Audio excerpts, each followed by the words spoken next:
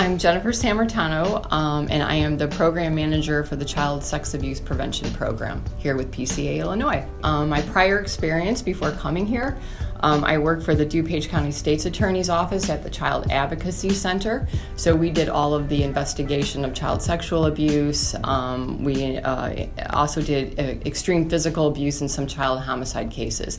But child sex abuse prevention is something near and dear to my heart. And when I first came to PCA Illinois, they did not have a program that addressed that.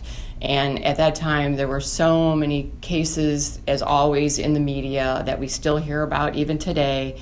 I'm just glad that PCA Illinois saw this to be a very valuable program and decided to adopt this as one of their programs moving forward. As the program evolved, we created the first ever child sex abuse prevention brochure, and I'm happy to say we have them in both English and Spanish.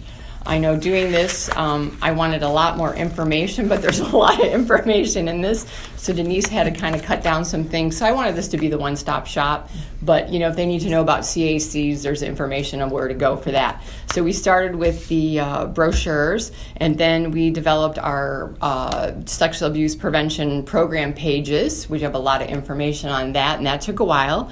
And then I introduced Prevent Child Abuse Illinois to the Darkness to Light organization from South Carolina. Their sole mission is child sex abuse prevention, and the more PCA heard about it, the more excited they were.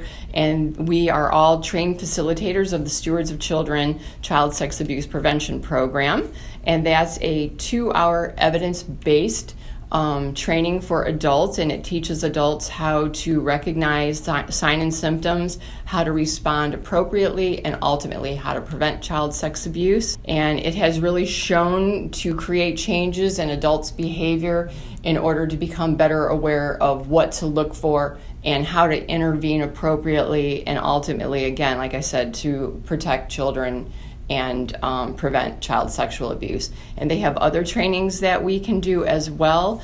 One of those is talking with children about safety from sex abuse. I did that like 2 years ago at one of our conferences. Healthy touch for children and youth. Bystanders, protecting children from boundary violations, which is a good one. They also have a training, commercial sexual exploitation of children, and then a general one about recognizing child abuse and mandated reporting. Because I think when adults know better, they do better.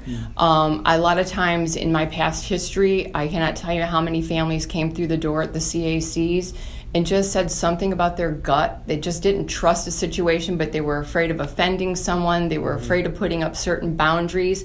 And we want to get ahead of the curve as far as preventing the abuse. And so parents need to have the skills to better be able to do that. Because they are going to be parents, caretakers, social workers, any adult that has anything to do with children.